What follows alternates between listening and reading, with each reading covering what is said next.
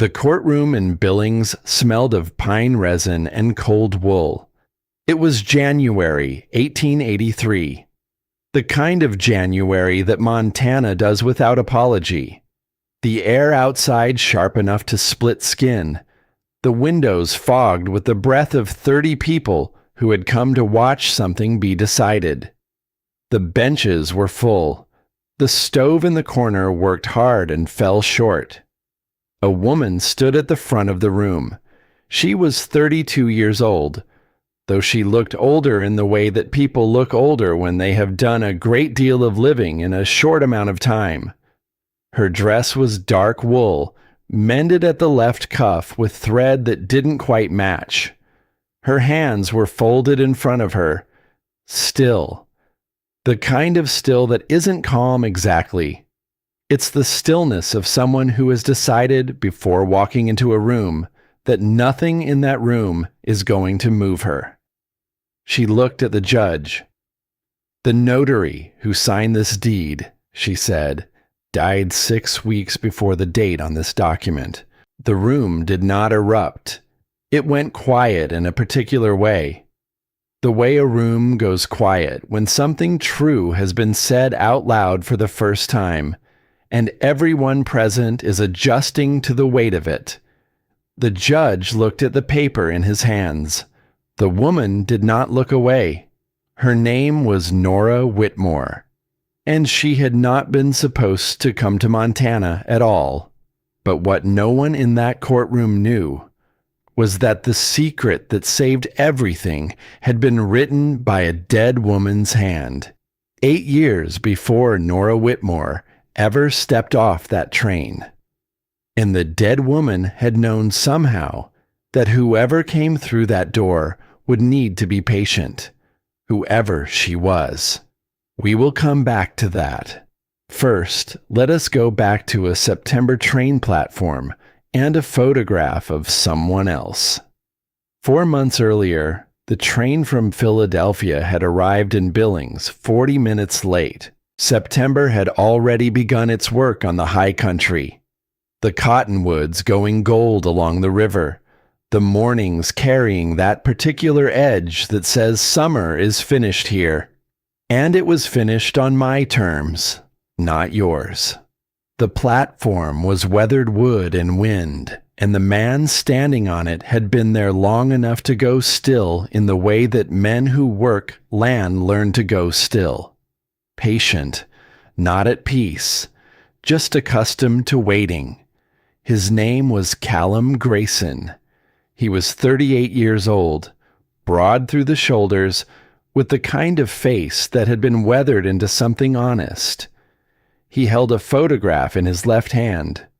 A young woman with light hair and careful posture, posed the way women posed for Philadelphia studios. Hands folded, chin lifted, eyes focused somewhere above the camera. The name on the back of the photograph was Vivienne Whitmore. He had exchanged letters with Vivienne for 6 months. Careful letters. He had told her about the ranch, about the land, about the winters. She had told him about her hope for a different kind of life. The letters were honest, if not warm. He had not expected warmth. He had stopped expecting warmth a long time ago. The train exhaled. Passengers came down the steps. And then a woman with a single worn carpetbag stepped onto the platform and looked around with the expression of someone who has arrived somewhere very different from where they started, and has already decided not to flinch about it. Callum looked at the photograph. He looked at the woman. The hair was close. The height was close. But this woman was older. The lines around her eyes were not the lines of someone who had lived easily. Her dress was slate blue, washed soft as old paper. The dress of a woman who owned 2 dresses, and this was the better one. Her hands, even from a distance, were working hands. She was not Vivienne. He walked toward her anyway, because there was no one else left on the platform. She saw him coming and did not look away. He stopped 2 feet from her and held up the photograph.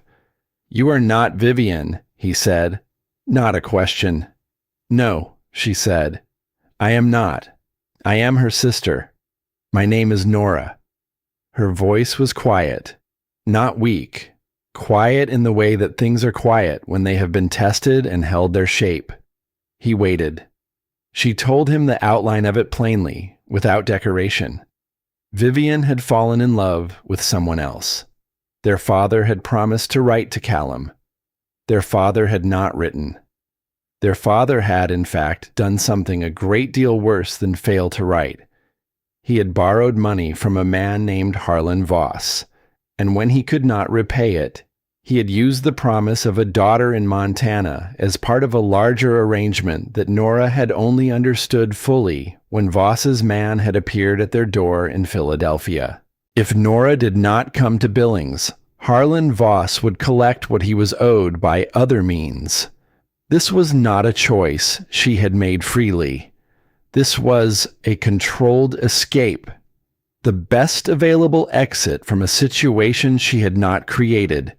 She said all of this the way she said everything, directly, without asking for sympathy, without performing distress. Callum was quiet for a moment. 3 months, he said. You worked the ranch. At the end of 3 months, I put you on the train back to Philadelphia. Something moved through her expression. Not relief, not exactly. Something more like recognition. As if she had expected this, and had already decided how she felt about it. Agreed, she said. He picked up her carpetbag without asking. It was lighter than he expected. He was already walking toward the wagon before it occurred to him that he had not told her his name. He did not go back to tell her. She followed anyway. The Grayson place came into view as the sun began to lean west. It was not beautiful in the way that the land around it was beautiful. It was functional. The house small and square and solid. The barn larger than the house, which was the correct priority. The fence lines were straight. The yard was clear of debris. Nora looked at all of it without comment.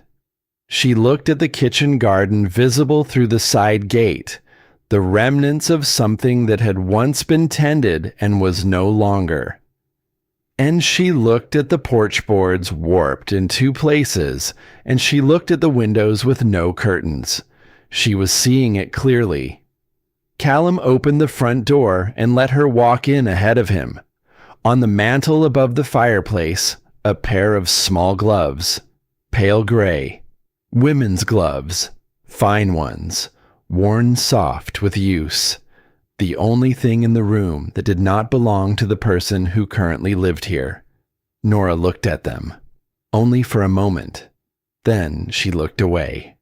Callum crossed the room in 3 steps and placed the gloves in the drawer of the side table. No explanation. "Bedroom upstairs," he said. "Lock works. Key is on the ledge above the door."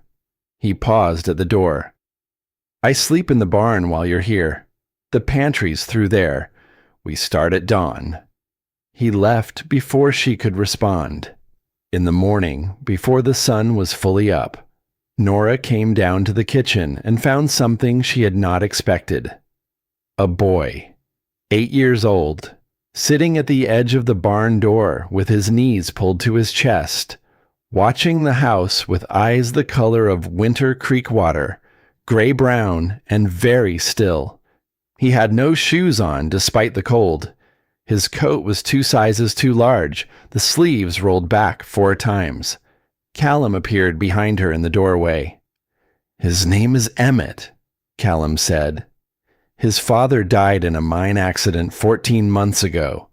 Nobody came forward." A pause. "He stays." The boy did not move, did not speak, did not look away. This was the other thing Nora had not expected. The way the boy watched everything with the focused attention of someone who has learned that disappearing is not the same as being safe, and that the next person to arrive may leave just as easily as the last one. She crouched down to his level. She did not smile in the way that adults smile at children they are trying to manage. She looked at him honestly. "I don't know this place yet," she said. "I'll need someone to show me where things are." Emmett looked at her for a long moment. Then he looked at the old dog lying in the barn doorway behind him. A broad-headed, graying animal who had not risen at Nora's arrival, but had been watching her since she came outside. The dog lifted his head, regarded her with dark, tired, patient eyes. Then the dog stood up, walked across the yard, and sat down at Nora's feet. Emmett watched this. Something shifted in his face. Small, careful, not yet a decision, but the beginning of one. The honest path is rarely the comfortable one. Nora's grandmother had written that on the first page of the field book that now sat at the bottom of Nora's carpetbag, but it is always the one you can live with. Nora straightened up, looked at the gray Montana morning, the mountains still in shadow, the kitchen garden behind the house with its bones still good beneath the weeds. 3 months, she had agreed to. She would see what 3 months could build. The chicken coop took 3 hours. Nora did not complain about this. She tied a strip of cloth around her face against the smell, found the shovel leaning against the back wall of the barn, and worked with the methodical patience of someone who had long since stopped measuring her worth by the pleasantness of the task in front of her. The hens resented her presence and made this known with sharp beaks and considerable noise. She kept working. Emmett watched from the fence post. He did not offer to help. He did not leave either. He simply sat with his coat sleeves rolled back and his gray eyes tracking her movements with the focused attention of someone running a private calculation, adding up evidence not yet ready to reach a conclusion. Biscuit lay in the thin September sun beside the fence and did not appear to be troubled by anything at all. By the time Nora emerged, her dress was ruined in ways that might not wash out, and her hands were blistered under the oversized leather gloves she'd found hanging by the coop door. She hadn't asked for them. They had simply been there when she arrived, left without comment, which was, she was beginning to understand, how Callum Grayson communicated most things that mattered. She set the shovel against the fence and looked at what she had done. Fresh straw laid even, roosts scrubbed. The smell still present, but no longer an assault. The hens had rearranged themselves with the air of creatures who would not admit that conditions had improved. From across the yard, without turning around, she felt Callum watching from the barn door. She picked up the shovel and carried it back to where she had found it. The kitchen garden was worse than the coop in a different way. The coop had been neglected. The garden had been abandoned. And those were different categories of sadness. The bones were still good. Someone had laid it out with real knowledge. Raised beds in the correct orientation, a cold frame along the south wall, a section for herbs separated from the vegetables by a low border of flat stones. Someone had understood what a garden needed and had built it to last. That someone was not here anymore. Nora knelt in the dirt and began pulling weeds the way her grandmother had taught her, fingers finding the root, following it down before pulling, because pulling without the root was tidying the surface of a problem, not solving it. She had been working for perhaps 20 minutes when a small shadow fell across the bed beside her. Emmett crouched down at the far end of the row. said nothing, began pulling weeds. His technique was wrong, yanking from the stem, leaving the roots. But Nora did not correct him immediately. She watched him work for a moment, then she moved to his end of the row and pulled one weed slowly, showing him the root. He watched. He adjusted his grip and tried again. The root came out whole. He looked at it, then at her, then back at the root, as if this small fact about the world, that things held together better when you understood how they were connected, was worth sitting with for a moment. They worked in silence through the rest of the bed. On the third morning, the cattle were sick. Nora was in the kitchen before 5, the stove already lit, when she heard Callum moving across the yard with the kind of speed that was different from his ordinary pace. She was at the door before the thought had fully formed. The eastern pasture held a stillness that was wrong. 12 animals down in the early gray light, the ones still standing moving with the lurching uncertainty of creatures no longer trusting their own bodies. Callum was already crouched beside the nearest cow, his hand on its flank, his jaw set in a way she had not seen before. "How many?" she said. 12 down. More in the far section, maybe. "What is it?" "I don't know." He stood. "I've seen something like it. My father's herd, 20 years ago. Half the cattle dead before anyone understood what was happening." He looked at the animals with the expression of a man calculating losses he could not afford. "If it spreads, the bank takes the ranch in 30 days. Nora was already thinking. She went back to the house.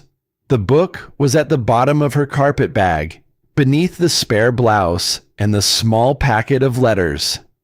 Her grandmother's field book, Connecticut Field Remedies and Observations, 1841, handwritten across 40 years of one woman's careful attention to the relationship between the land and the bodies of living things.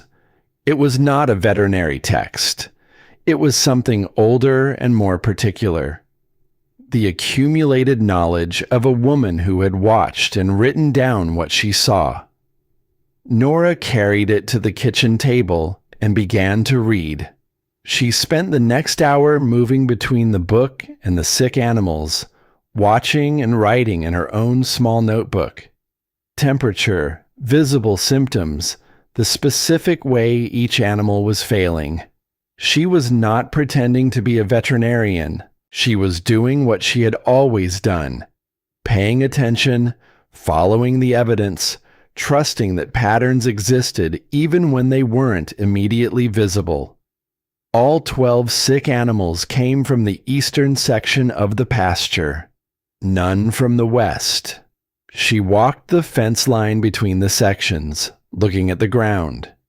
The grass near the old corner post had a slightly different color, darker, denser, a quality she recognized from her grandmother's notes on contaminated soil. She crouched and looked at it and smelled it, and then stood up and looked east. Half a mile out, the collapsed remnants of the old Harcastle homestead. She had seen it from the wagon road on her first day and thought nothing of it. She thought about it now. She went to find Callum. "Show me the eastern water source," she said. He looked at her for a moment. Something in her voice made him not ask why. They rode out together along the fence line. He showed her the stream access point where the eastern herd had been watering. She crouched at the bank and looked upstream toward the old homestead, and then at the stream again. "There's a well on that property," she said. Or there was. "The Harcastle place. Abandoned 15 years. I bought the land from the family when they went back east." "Is there an old mine shaft anywhere on it?" He was quiet for a moment. Then he got back on his horse. They rode to the Hardcastle homestead. The well had collapsed, the stone casing had fallen inward, and what remained was a depression surrounded by soil that had the quality Nora recognized from her grandmother's notes. The dark, particular quality of ground that had absorbed something it was not meant to absorb. A chemical smell, faint but present. The ground around it was wrong in the subtle, persistent way of things contaminated slowly over a long time. And beside the depression, pressed into the mud that had not yet dried, 2 sets of hoof prints, recent. Callum crouched over the prints and said nothing. Nora looked at the collapsed well and the poisoned soil and the stream running south toward the eastern pasture, and she thought about a man on a gray horse watching from a ridge before dawn, and a man in a clean suit saying the word practical with great care. This didn't collapse on its own, she said. Callum stood. His hands were at his sides. He found it near the base of the largest hoofprint, a piece of fabric caught on the broken stone, dark gray, the weave of it finer than anything a working man wore. He picked it up and put it in his coat pocket without comment. "We fenced this section today," Nora said. "Move the eastern herd to the west pasture. The ones still standing have a chance if we get them off the contaminated water now. The sick ones may not make it. Some will." She looked at him. "Do you have the wire?" "Yes." "Then let's start." They worked through the afternoon without stopping. Callum drove fence posts while Nora strung wire, learning the rhythm of the work as she went. The sun moved across the sky, and the shadows stretched long, and the silence between them was the silence of 2 people focused on the same problem. Not uncomfortable, just concentrated. Emmett appeared at the 3-hour mark with water and 2 biscuits wrapped in cloth. He set them on the fence post without a word, and then positioned himself at the end of the new wire run and held the tension while Nora fastened it. He was not strong enough to make a significant difference. He did it anyway. Nobody asked him to. Nobody told him to go back. By sunset, the fence was complete, and the healthy cattle were in the west pasture, and 6 of the 12 sick animals were still on their feet. Not good numbers, better than the morning. Nora was at the cold frame pulling herbs in the last light, working through her grandmother's notes on drawing toxicity from animals that had ingested contaminated water, when she felt it. The particular quality of being watched from a direction that was not the house, not the barn. She did not look up immediately. She finished with the herb she was pulling. Then she straightened and looked toward the eastern ridgeline, where the cottonwoods grew along the old Hardcastle fence. A man on a gray horse, sitting still on the rise, silhouetted against the last of the evening light. Watching. After a moment, he turned the horse and rode back the way he had come. Nora stood in the kitchen garden with her hands full of herbs and watched the ridge until there was nothing left to watch. She did not tell Callum that night. She wrote it in her small notebook instead, with the date and the time, and a description of the horse. Gray, white blaze on the nose. The rider's coat, dark, well cut, not a working coat. "The honest path is rarely the comfortable one," her grandmother had written, "but it is always the one you can live with." She had read that line so many times, it had become part of her breathing. She read it again now, in the lamplight, and then she closed the book and went to check on the animals. 2 weeks into her time at the Grayson ranch, Hartwell introduced itself properly. She had been to the town once before, on the supply run with Callum the week she arrived. A brief, functional trip, during which she had collected the mail and bought flour and exchanged nods with people who were very carefully deciding what they thought of her. This time, she went alone, on the errand of needing thread and lamp oil and the particular kind of small, deliberate visibility that she had learned was necessary when you were new to a place, and the place was deciding whether to accept you. The general store smelled of coffee and leather and the particular indoor cold of buildings that were not yet warm enough for the season. The man behind the counter, heavy-set, watchful, not unfriendly but not yet friendly, measured her thread without comment and took her money without conversation. On the wall behind him, someone had written in chalk on the small board that served as a community notice, Grayson Place, what they're calling Voss's future property. She read it. She turned back to the counter. "I'll need a spool of the brown thread as well," she said, "the darker one." He got it for her without meeting her eyes. Eugenia Aldridge came to call on a Wednesday. Norris saw her coming from the kitchen window, a woman of perhaps 58, arriving in a neat buggy with the precision of someone who considered social calls a professional activity. Her dress was her good one. Her expression was the expression of a woman who had formed her opinion before arriving and was coming to confirm it. Nora wiped her hands and went to the door. Eugenia Aldridge was the wife of the mayor of Hartwell.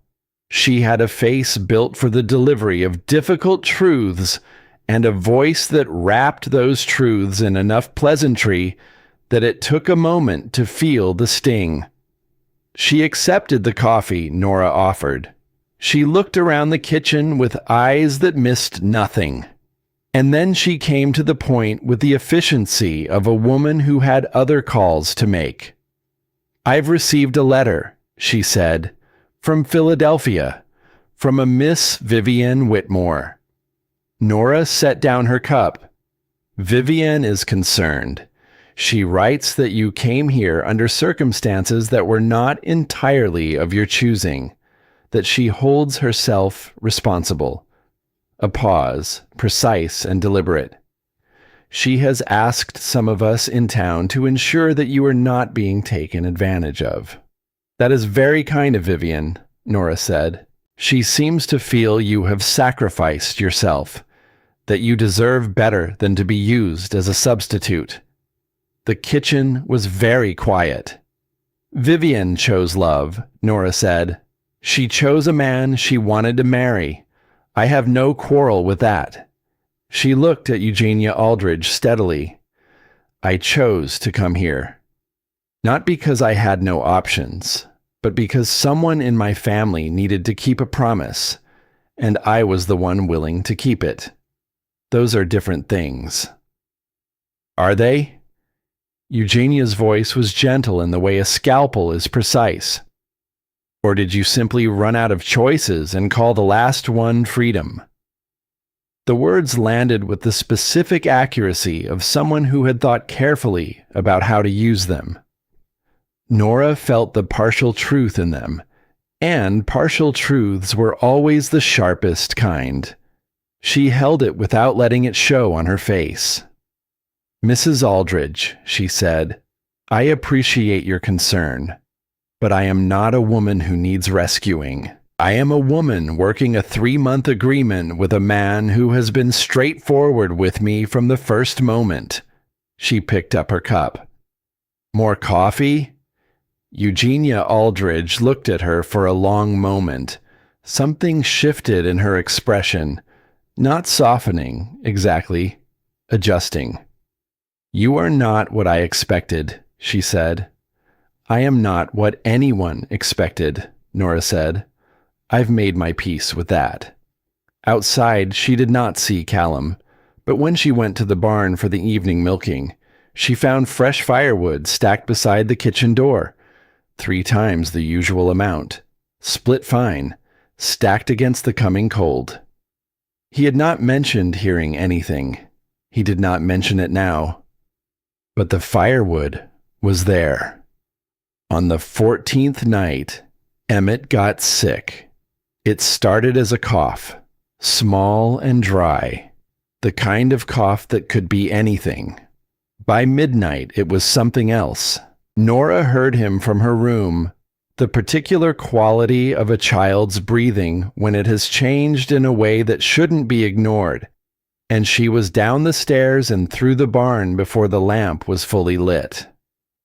Emmett was in the corner of his sleeping space in the barn, curled on his side, his face flushed and his skin radiating heat that she could feel before she touched him. She put her hand on his forehead and felt the temperature, and something tightened in her chest that she did not allow to become fear, because fear would not be useful right now. She went back to the house for the field book and the dried herbs she had stored in the cold frame. She made the preparation by lamplight. Feverfew and elderflower and the particular combination her grandmother had written down for children's fever in the 4th chapter of the field book, measured and combined and heated with the patience the process required. She was not a doctor. She knew she was not a doctor, but she was a woman who had learned from a woman who had paid 40 years of close attention to what worked and what didn't. And she trusted that inheritance more than she trusted her own fear. She sat beside Emmett through the night. At some point, 2 in the morning, maybe 3, she became aware that Callum was outside the barn door. Not inside, not leaving, just present, the way he was present in every difficult situation she had observed so far. Without drama, without intrusion, but absolutely there. She did not call to him. He did not come in. The fever began to break around 4. By the time the sky started to lighten, Emmett was sleeping normally, his breathing even, his color closer to right. Nora sat back against the barn wall with the field book in her lap and allowed herself to exhale. When Emmett opened his eyes an hour later, he looked at her for a long moment. "Are you going to leave?" he said, "like the others?" It was the first time he had spoken directly to her since the morning she arrived. She thought about the honest answer, which was that she did not know. She had agreed to 3 months. She had not agreed to anything beyond that. She did not make promises she couldn't keep. That was one of the things she had decided about herself a long time ago. "I don't know yet," she said. Emmett was quiet. Then he nodded. Not a child's nod, but the nod of someone who has learned that honesty is rarer and more valuable than reassurance. "Okay," he said. He closed his eyes and went back to sleep. Nora sat with him until the sun was fully up, and then she went to make coffee. The honest path is rarely the comfortable one, but it is always the one you can live with. 3 days after Emmett's fever broke, Hartwell introduced Nora to Harlon Voss. She had known he existed. She had known his name before she left Philadelphia. She had not known precisely what he looked like, but she recognized him the moment she saw him in the doorway of the general store. Because there are men who occupy space with the practiced ease of someone who has never been asked to make themselves smaller. And Harlon Voss was that kind of man. He was 55, well-dressed in a way that distinguished itself from the working dress of every other man in Hartwell without being ostentatious about it. His boots were clean. His expression was pleasant. His eyes were the eyes of a man who assessed everything and revealed nothing. Outside, tied at the post, a gray horse with a white blaze. "Miss Whitmore," he said. He said it the way people say the names of people they have been thinking about, with a familiarity that hadn't been earned. "I've been hoping we'd have the chance to speak." "Mr. Voss," she said. He moved into the store with the unhurried confidence of a man who considered all spaces his. "I imagine you know who I am." "Yes." "Then you know I have a professional interest in land in this valley." He looked at her with pleasant eyes that contained something other than pleasantness. "I've made Callum Grayson 3 fair offers for his property. He's declined all 3. "He mentioned the offers," Nora said. "Did he mention the railroad survey teams that came through in the spring?" She kept her face arranged. "No." "A northern spur through the valley." Voss tilted his head slightly. "If it's built, the land it runs through becomes worth considerably more than it is today. I'm acquiring what I can while the prices reflect current conditions rather than future ones." He paused. "Callum is a stubborn man. Stubbornness is an admirable quality in the right context." "I wouldn't know what context is right for his stubbornness," Nora said. "I've only known him a few weeks." "And already you defend him." He smiled. The smile reached his eyes in the technical sense. "Your father sends his regards, by the way." She felt it. The cold drop of that sentence, what it contained, what it was designed to make her understand, that her father was still in communication with Voss, that whatever arrangement existed between them had not ended with her departure from Philadelphia, that she was not, as she had allowed herself to begin believing, free. She looked at Harlon Voss and understood clearly what she was looking at. A man who had planned this situation, who had perhaps even anticipated that Vivian would fail to come, who had positioned himself on every side of the board before the game began. "My father," she said, "is his own concern." Voss nodded, as if this confirmed something. "I hope you find Montana to your liking, Miss Whitmore. I hope Callum understands how fortunate he is." He left. Nora stood at the store counter and looked at the door he had walked through and listened to the perfectly reasonable surface of everything he had said. Then she took out her small notebook and wrote down the date, the time, what had been said, and the words, "Railroad survey, spring, northern route." When Callum appeared at her side with the supplies she'd sent him for, she said, "Voss spoke to me." "I saw." His jaw did the thing it did when he was deciding how much to say. "What did he say?" "That he has a professional interest in land in this valley." She looked at him. "And that there's a railroad survey, a northern spur." Callum set the flour in the wagon bed with more force than necessary. "Stay away from him, not because I'm telling you to, because he's the kind of man who is pleasant until he isn't, and by then you've already given him something he can use." "He mentioned my father." Callum stopped. He looked at her then, really looked at her, in a way that was different from the assessing way he had looked at her on the platform. This was the look of a man recalibrating something he had believed he understood. "How much does Voss have on your family?" he said. "Enough," she said. She climbed up onto the wagon bench. He stood beside the wagon for a moment, looking at the street, at the ordinary business of an ordinary market day in a small Montana town, with the expression of a man who has just understood that the situation is larger than it appeared. Then he climbed up and took the reins, and they drove out of Hartwell without speaking, and the mountains were very clear in the afternoon light, and Nora kept her notebook in her lap and thought about what it meant to be a piece on someone else's board. She had been a piece on someone else's board her entire adult life. She was 32 years old. She was tired of it. The fire started at 2 a.m. Nora smelled it before she saw it.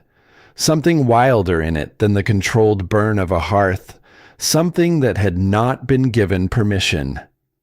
She was at the upstairs window before the thought of danger had fully formed into words, and she was down the stairs and out the door before the orange light against the darkness had resolved itself into its full meaning. The barn. Callum was already there. He had been inside.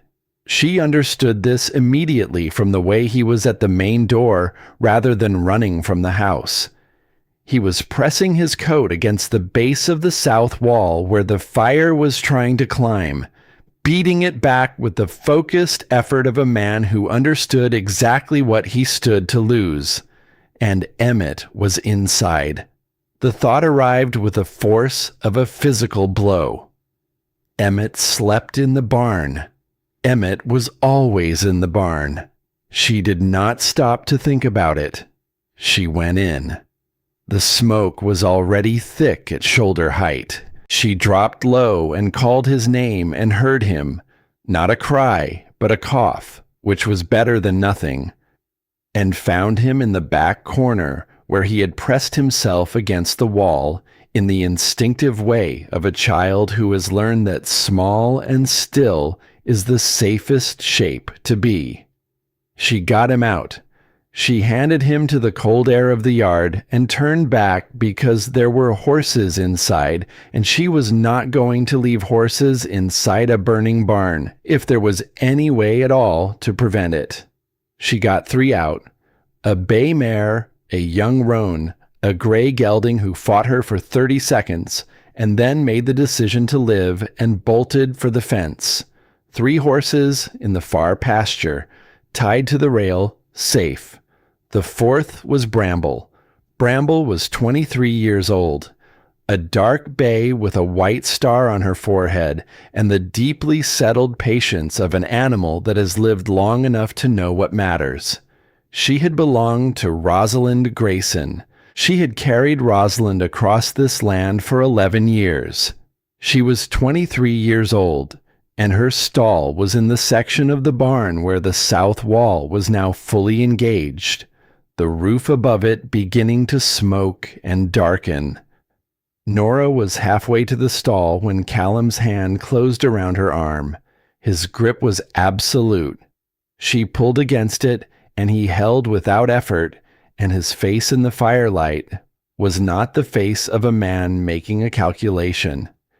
As if in answer, the section of the roof above Bramble's stall came down. Not the whole roof. Just that section. The sound of it was enormous and immediate and final.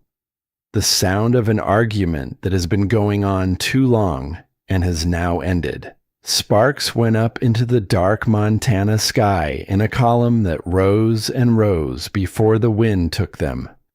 Callum stood at the barn door with his hand still on Nora's arm and watched the fire take what it was going to take. She stood beside him and did not speak. After a long time, she heard it. A sound so small that most people would not have noticed. A slight catch in his breathing. The sound of someone holding something that wanted to be expressed differently. He was looking at the burning section of the roof. Roz used to brush her every evening, he said. Not to Nora, to the fire, to the darkness, to something that wasn't there and hadn't been for 8 years. His voice was not entirely his own. Said it was the best part of the day. Nora stood beside him and said nothing. She did not offer words that would have made the moment smaller than it was. She simply stayed. He did not acknowledge that she was there. She stayed anyway. After a while, she heard a small sound at her left side, down near her hip. She looked down. Emmett had come back across the yard and was standing beside her, not touching, not speaking, just present. The 3 of them stood there until the fire burned itself down to the frame and the sparks stopped rising, and the Montana night went back to its ordinary cold darkness, and there was only what remained. Then Emmett reached into his coat pocket and produced a small rounded stone. gray-brown, smooth, the kind of stone that a child picks up because it fits perfectly in the palm of the hand. He held it out to Nora. She looked at it. She looked at him. He said, "I found it in the garden. It's a good one." She took it. It was warm from his pocket. She closed her fingers around it. "Thank you, Emmett," she said. He nodded once. Then he looked toward the burned section of the barn and said, in the matter-of-fact voice of a child delivering information he considers important, "I saw a man with a gray horse. Before the fire started, he was up on the east ridge, watching." The cold came down around them. Callum's jaw tightened. He said nothing. Nora put the stone in her apron pocket beside her small notebook. She would write it down when she got inside. The date, the time, the gray horse, the white blaze. The second time in 2 weeks. "The honest path is rarely the comfortable one," her grandmother had written. Nora stood in the ash smell of what had been a good barn, with a smooth stone in her pocket, and an 8-year-old child at her side, and a man beside her who had just said a dead woman's name to the fire.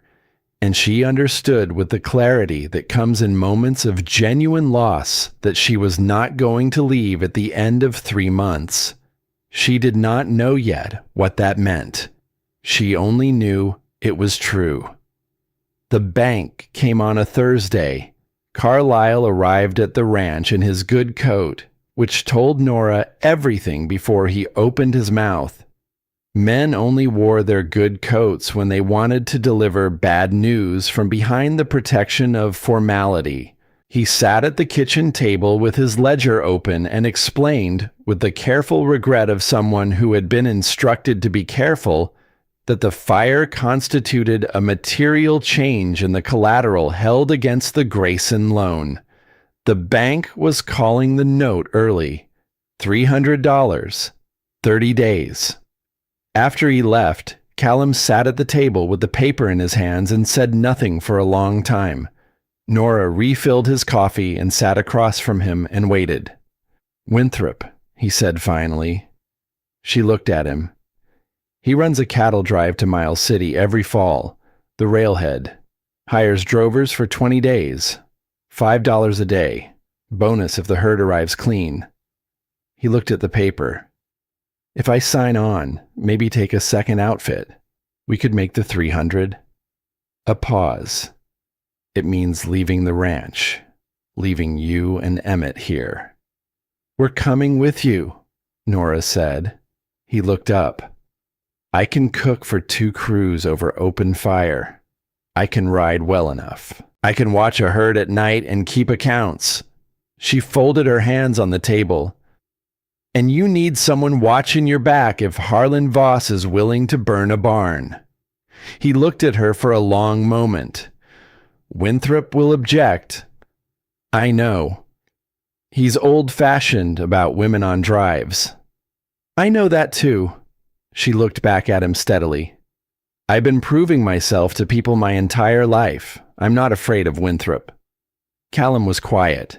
Then he said, "Emmett stays with Soren." "Agreed." He folded the paper and put it in his coat pocket. "We leave in 4 days." Emmett did not take the news well, not with crying. Emmett did not cry in front of people, which was one of the things about him that broke Nora's heart in a quiet, persistent way. He took the news by going very still and then going out to the yard and sitting on the fence post with Biscuit and looking at the mountains for a long time. Nora let him sit. After an hour, she came out with 2 cups of sweet tea and sat on the fence beside him. They looked at the mountains together. "Soren's a good man," she said. "I know. 20 days, then we come back." Emmett was quiet. Then, "You said you didn't know if you were going to leave." "I did say that." "Do you know now?" She thought about the honest answer. She thought about the stone in her apron pocket and the burned section of the barn and the name Callum had said to the fire. "I'm coming back in 20 days, she said. "That's what I know right now." Emmett looked at his tea. He turned the cup in his hands, a habit she had noticed, something he did when he was processing information he wasn't ready to put into words. Then he reached into his coat pocket and held something out to her, the small rounded stone, the one he had given her the night of the fire, which she had kept in her apron pocket, in which he had apparently retrieved at some point without her noticing. "Take it," he said, "so you remember to come back." She took it. It was warm from his pocket again. "Thank you, Emmett," she said, for the second time in the same words, and meant something entirely different by it. Winthrop objected. He objected in the yard of his spread south of Hartwell with his thumbs in his belt, and his opinion of women on cattle drives written plainly across his face. He was 50 years old, broad and sunburned, not a cruel man, but a man whose world had edges he considered fixed. Callum listened to him. Nora let him finish. Then she said, "Mr. Winthrop, I understand your reservations. I'd ask you to let me address them practically." She nodded toward the corral where a half-broken Mustang was expressing its opinions about captivity with considerable vigor. "If I can saddle and ride that horse for 2 minutes," she said, "will you hire us both?" Winthrop looked at the horse. He looked at Nora. He looked at Callum with the expression of a man who considers this someone else's problem. Callum said nothing. Nora walked to the fence. She got the saddle on. She got on the horse. The world came apart. She held on with everything in her body and everything in her mind. The horse bucking and spinning, doing the things horses do when they have decided the situation is unacceptable. And she held on because the alternative was to fall in the dirt in front of the man they needed to hire them, and she was not going to do that. 2 minutes. She was not certain she would have lasted a third. She brought the horse to a stop at the far end of the corral and sat straight in the saddle and looked back at Winthrop across the length of the yard. Winthrop hired them both. The drive was 20 days of work that remade her understanding of her own body. She discovered muscles she had not known she owned, and then spent the following days in intimate acquaintance with what those muscles felt like when pushed past their limits. She cooked for 2 crews over open fires in conditions that would have been unrecognizable to her Philadelphia kitchen. She watched the herd at night in 4-hour shifts, learning to read the animals' collective mood the way she had learned to read the sick cattle at home, attending to the shape of the group, the quality of their stillness, the difference between ordinary restlessness and something that meant danger. She watched Callum work. She had known he was competent. She had seen it in the daily management of the ranch, in the way he moved through the physical requirements of his life with the efficiency of someone who had never wasted emotion. But on the drive, she saw something else. The way other men deferred to his judgment without appearing to notice they were doing it. The way a crisis in the herd produced in him not urgency, but a deeper and more focused version of his ordinary calm. On the 6th evening, sitting apart from the rest of the crew with the fire between them and the dark beyond it, he told her about Rose, not because she asked, because it was the right moment, and Callum Grayson, for all his silence, understood right moments. He told her about the cough that started in October, 7 years ago. Small and dry, the kind of cough that could be anything. The doctor in Billings, The word consumption arriving in the kitchen of the ranch house on a cold afternoon and not leaving again. 3 months of holding her hand. The way she had gotten smaller. The way there had been nothing to do. She saw everything, he said, looking at the fire. Every person, every situation. She could read a room before she'd crossed it. He was quiet for a moment. She would have seen you the moment you stepped off that train. Nora looked at the fire. She sounds like someone who paid attention, she said. She paid attention to everything. A pause. Emmett, she would have loved him. She always said the ranch needed a child in it. They sat with that for a while. Then Nora told him about Philadelphia, about her father's silences, which were the silences of a man always thinking about money, about Vivian's silences, which were the silences of a young woman waiting to be happy, about 12 years of being the one who held things together, the seamstress work 6 days a week, the money sent home, the choices made for other people's comfort rather than her own. Coming here was the first decision I made entirely for myself, she said, even if it was a strange one, even if it wasn't the comfortable one. He looked at her. It wasn't strange, he said. It was the only honest thing available to you. Most people don't choose the honest thing when it's difficult. They choose a comfortable story about why they couldn't. She did not know what to say to that. She said nothing. The fire moved between them, and the Montana night went about its enormous business. And after a while, their shoulders were almost touching, and neither of them moved away. The attack came on the 9th night. Nora had been circling the western edge of the bedded herd on the second watch.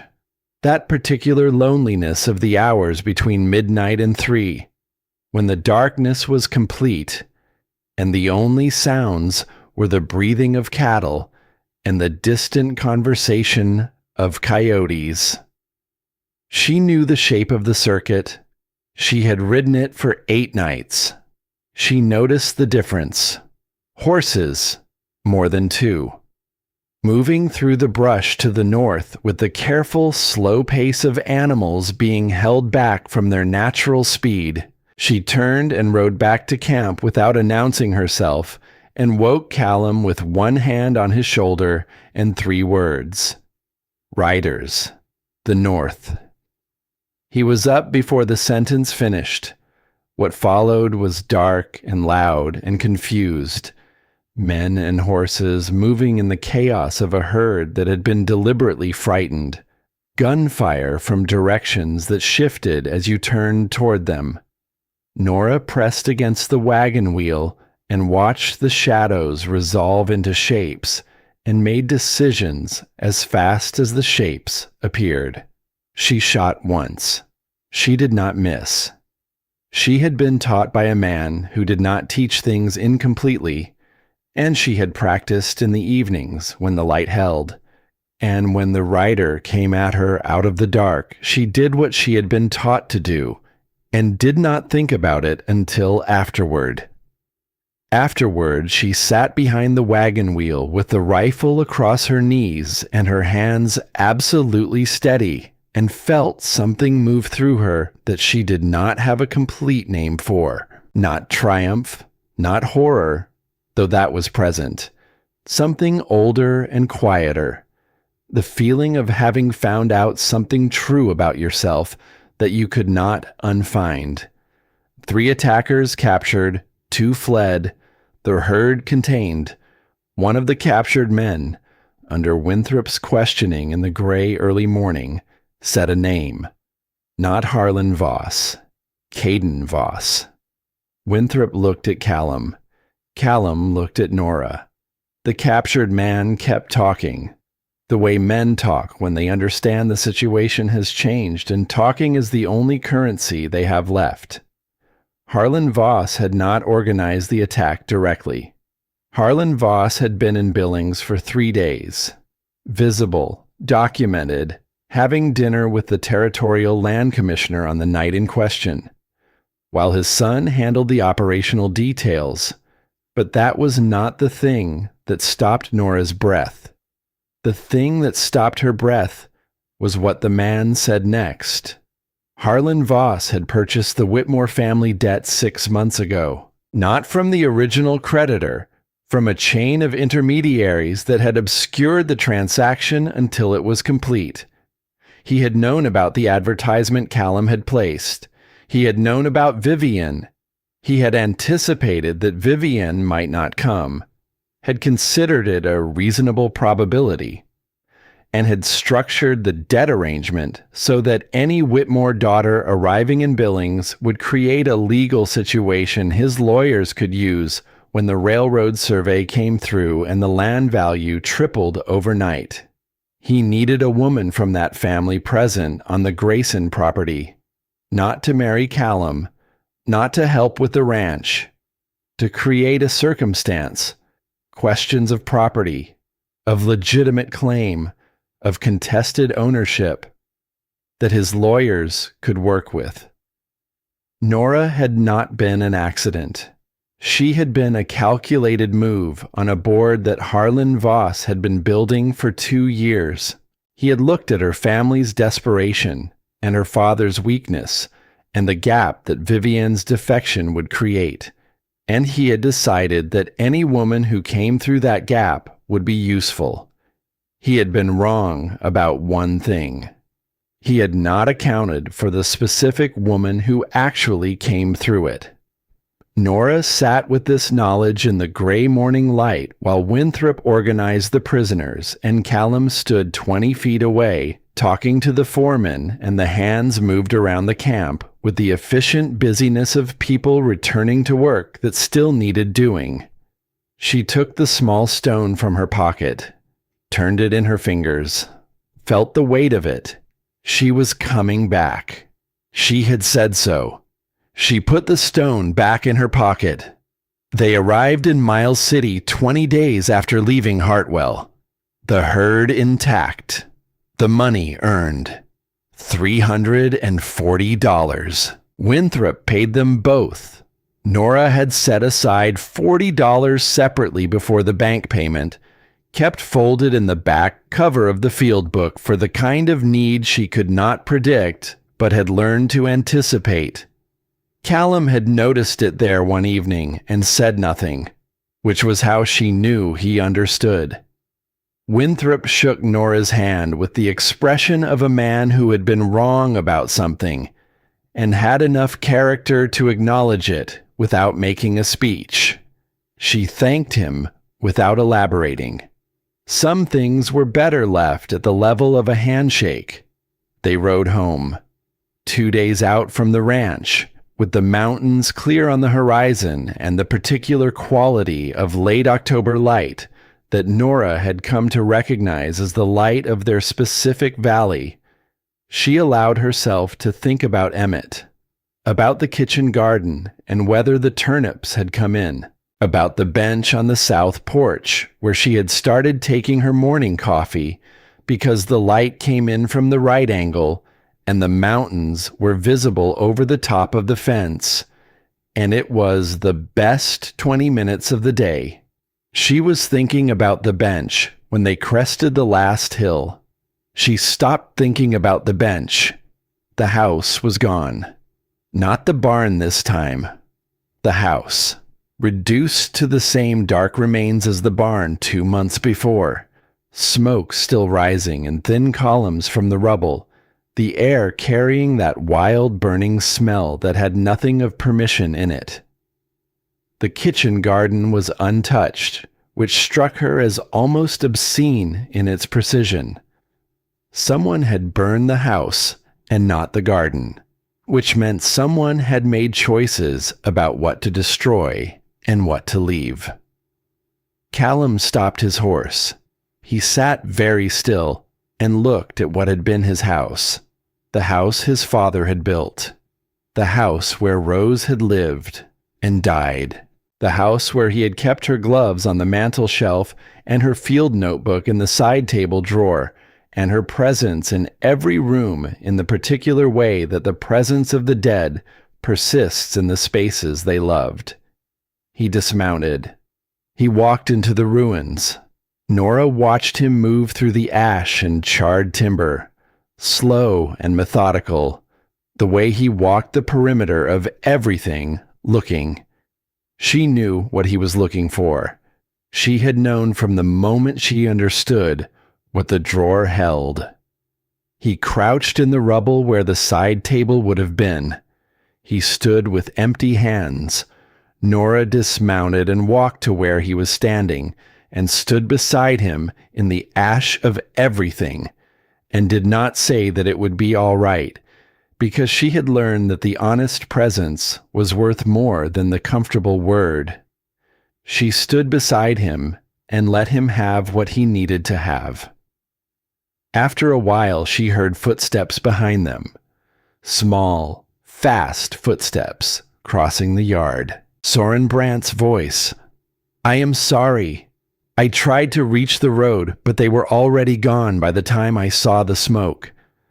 And then Emmett's voice, right behind them, out of breath from running. "I went back for it. Before they took me. I didn't know what it was. It was the only thing that wasn't burning yet." Nora turned. Emmett was standing in the ash with his coat clutched to his chest and his face carrying the particular expression of a child who has done something and is not yet sure if it was the right thing. He held out the coat.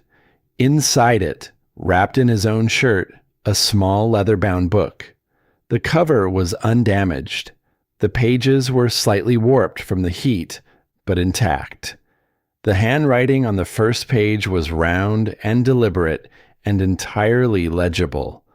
Rosalind Grayson, her field notebook. Emmett had walked back into a burning house for a book he didn't know the value of because it was the only thing left that wasn't burning, and something in him, that 8-year-old instinct for what mattered and should be carried, had told him to take it. Callum looked at the notebook in Emmett's hands for a long moment. Then he crouched down so he was at Emmett's level and looked at the boy directly and said, very quietly, "Thank you." Emmett nodded. He looked uncertain, still waiting to find out if he had done the right thing. Callum put his hand briefly on the back of Emmett's neck, the way men express what they cannot say in words, and then he stood up. Emmett let out a breath and looked at Nora. She took the notebook from him carefully. She did not open it yet. She held it in both hands and felt the weight of it, the weight of 40 pages of a dead woman's attention to the world she had loved. And she put it in her coat pocket, next to the stone. Then she looked at the ruins of the house and thought about $300 and the bank's notice and the piece of dark fabric in Callum's coat pocket and the hoof prints at the contaminated well and the name written on whatever fraudulent document was surely coming. And she thought about what it meant to be a calculated move on someone else's board, and what it meant to refuse to be. She turned to Soren. "When did the lawyer come?" Soren blinked. "The lawyer? There will be a lawyer. There's always a lawyer." Soren looked at her for a moment. Then he reached into his own coat and produced a folded document. "He came this morning, said to give it to Callum when he returned." Nora took the document. She unfolded it carefully. The Grayson Ranch, the document explained, had been purchased from the Hartwell Savings Bank by Mr. Harlon Voss on the 14th of November. The transaction was properly notarized. The title had transferred legally. Mr. and Mrs. Grayson had 30 days to vacate. She read the document once, carefully, with the precise attention she had given to everything that mattered. She found the notary seal. She read the name beneath it. Silas Pruitt, Notary Public, Hartwell County. She read the date of the transaction, November 14th, 1882. And she remembered, with the specific clarity of a memory that had been waiting in exactly the right compartment, the tattered copy of the Hartwell Courier she had read on her third morning at the ranch, sitting at the kitchen table with her coffee while Callum was in the barn and Emmett was still asleep. The obituary section, third column, a brief notice. Silas Pruitt, Notary Public, passed from this life on August 19th, 1882, following a brief illness. August 19th. This document had been signed on November 14th. 11 weeks after Silas Pruitt was in the ground, Nora stood in the ash of the house with the fraudulent deed in her hands and looked at the mountains and felt something settle in her chest. Not triumph, not yet, but the specific feeling of a door opening in a locked room. She folded the document, put it in her coat pocket next to the stone and the notebook, walked to where Callum stood at the edge of the ruins. "We need to go to Carlisle," she said quietly. "Tonight, if possible." He looked at her. "The notary who signed this deed," she said, "died 11 weeks before the date on this document." The Montana wind moved through the ash around them. Callum took the document from her and read it. He read it twice. His jaw did the thing it did when he was holding something that needed holding. "Harlon Voss made one mistake," Nora said. Callum looked at her. He assumed that whoever came through the gap his lawyers created would be manageable. She met his eyes. He didn't account for a woman who reads obituaries. From somewhere across the ruined yard, Biscuit appeared from behind the untouched kitchen garden, walking slowly in the old dog way, unhurried and deliberate, and came to sit at Nora's feet. She reached down and put her hand on his head without looking down. Emmett came to stand beside her. The four of them stood in the cold October afternoon, with the ash of the house around them and the mountains clear on the horizon and 30 days to do what needed doing.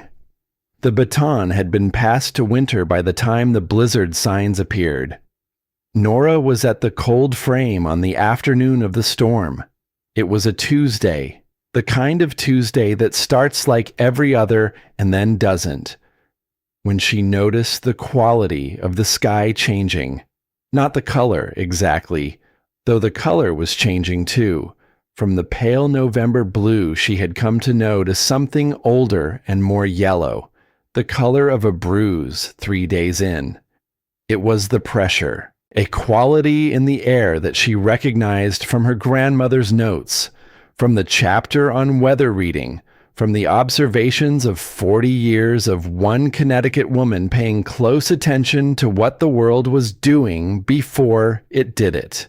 She went to find Callum. "Blizzard," she said, "before morning."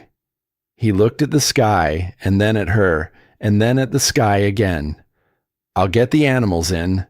She went to town. She went to the general store first, where 7 men were playing cards near the stove.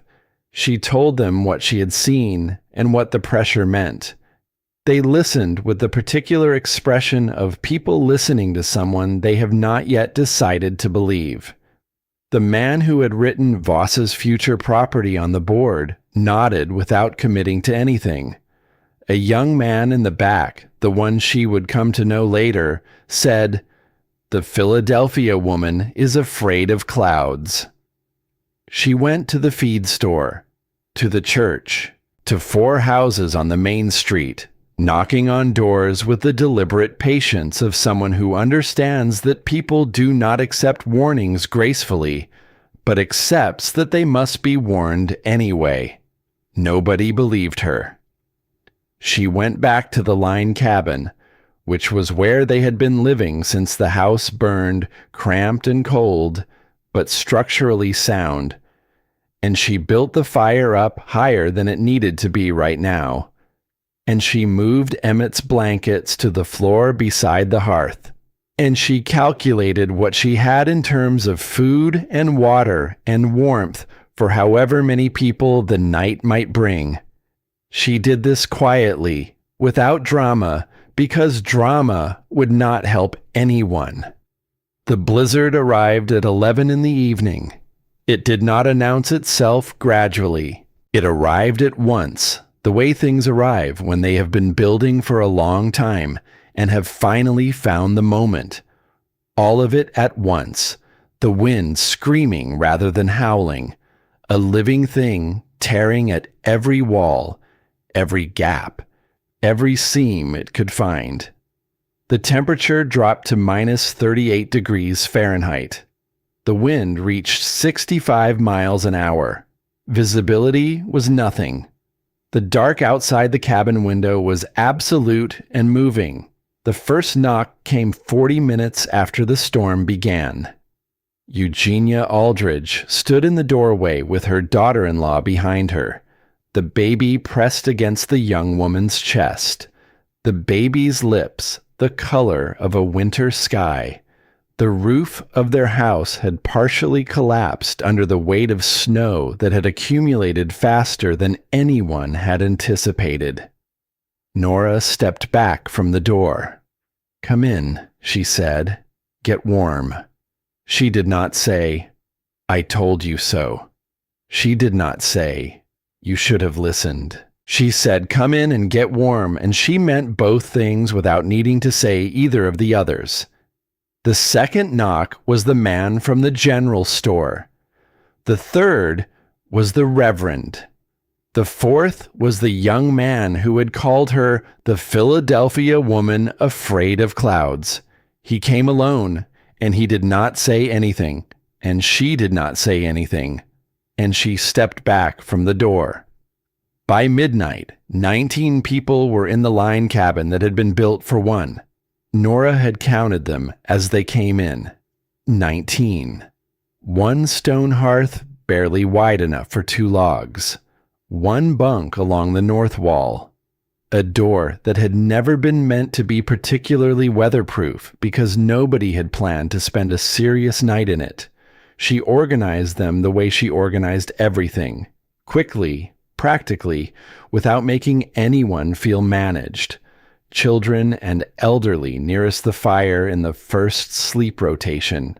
Adults taking the outer positions and the later hours. The food she had prepared divided into thirds.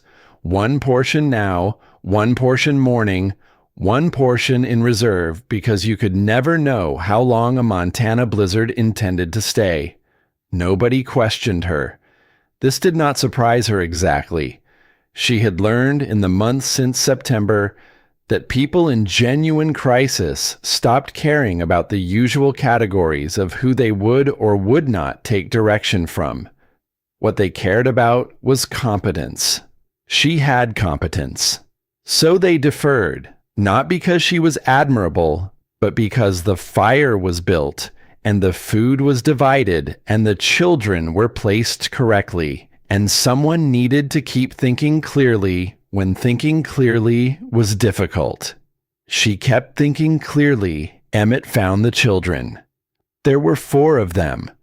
The baby in Eugenia's daughter-in-law's arms, 2 small boys from one of the farming families, and a girl of about 5 who belonged to the Aldridge household and who had not spoken since she arrived. The girl's name was Willa. She had come in from the cold, with her hands curled against her chest and her eyes fixed on the middle distance in the particular way of a child whose body has been frightened past the point where it knows how to ask for help. Emmett watched her from across the cabin for perhaps 10 minutes.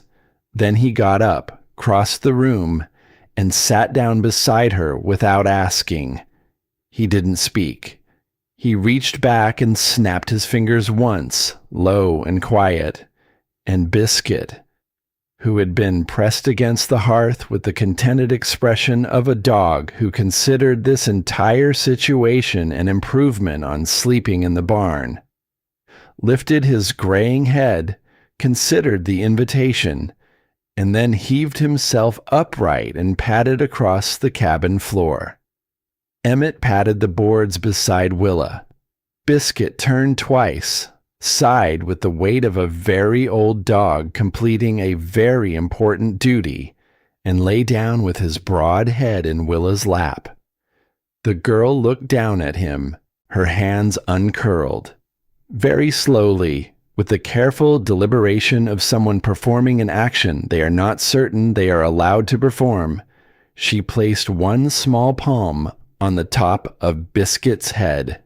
Biscuit's tail moved once, twice. The girl's breathing changed. A long, shuddering exhale, the kind that comes after the body has been holding something for too long and has finally found somewhere safe to put it down. Emmett sat beside her and said nothing and did not look at her directly, which was exactly right. He knew what it was to need a way back into the world that didn't require being looked at.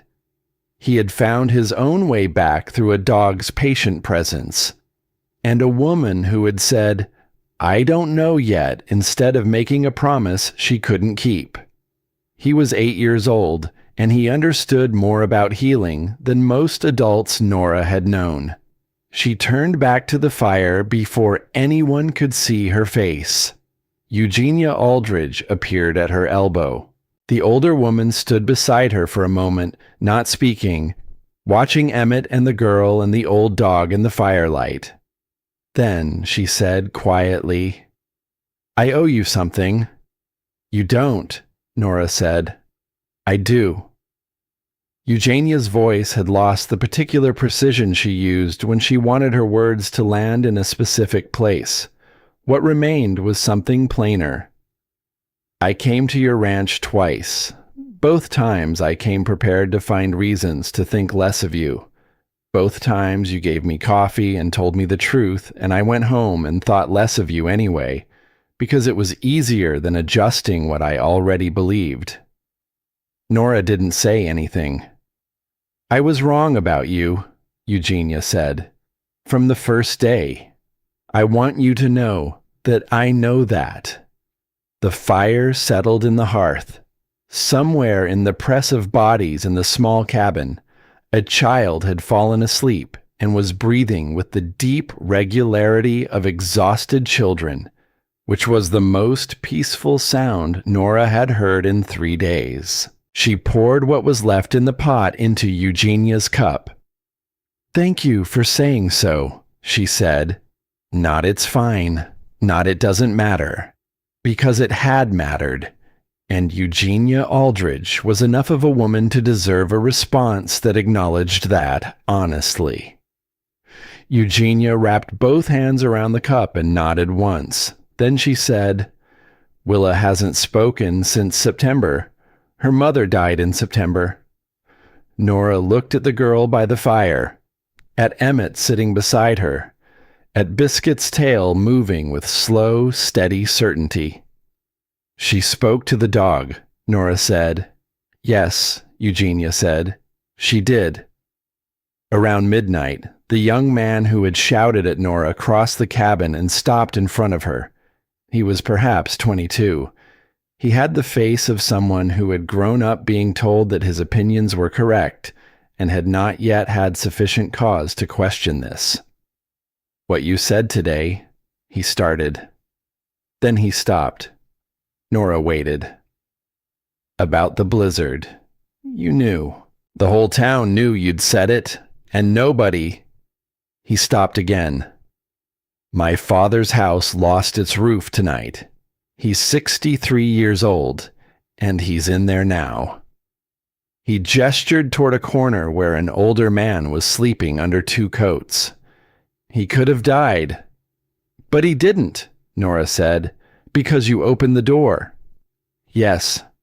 He looked at her with the expression of a man who has arrived at a conclusion he doesn't entirely know how to carry. "Why?" After what I said to you this afternoon, why did you open the door?" Nora thought about this, not because she didn't know the answer, but because she wanted to give him the real one. "Because the cold doesn't care what you said to me this afternoon," she said.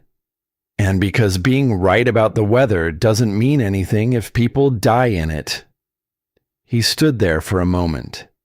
Then he looked across the cabin at Emmett, who had fallen asleep against the wall with Willa's head on his shoulder and biscuits stretched across both their laps.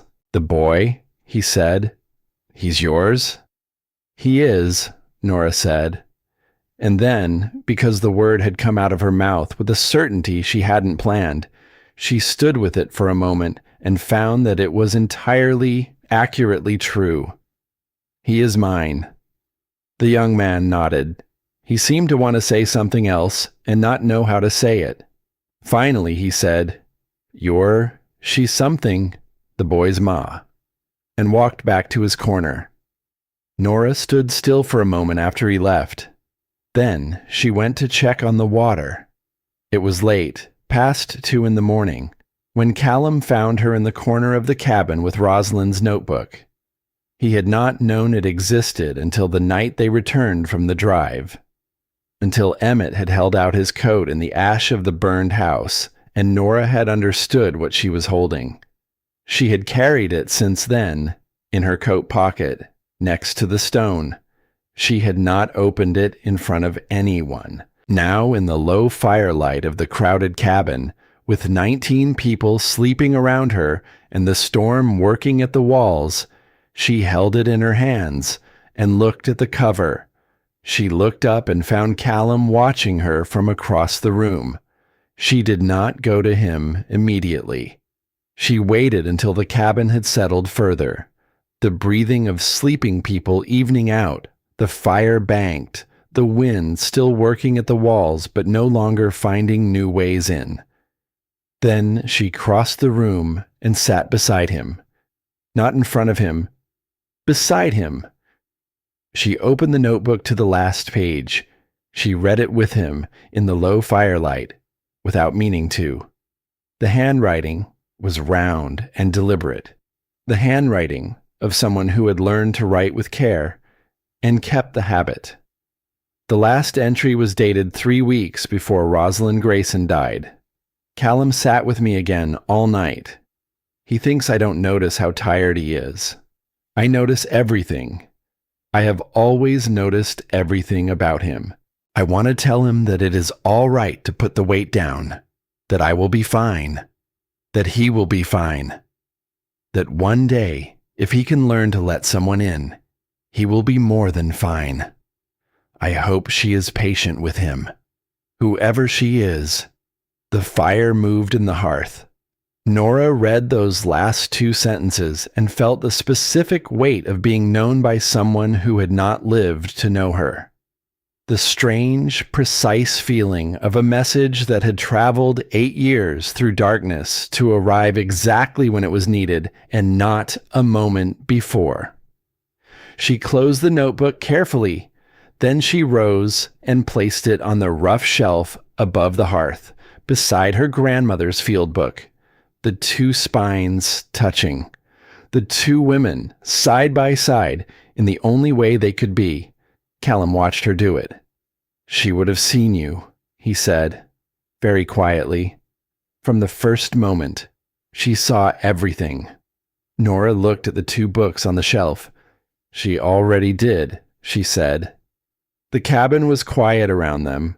Callum's hand was on the floor between them, open, relaxed, not reaching, not asking, just present, the way he was present in every difficult situation, without drama, absolutely there.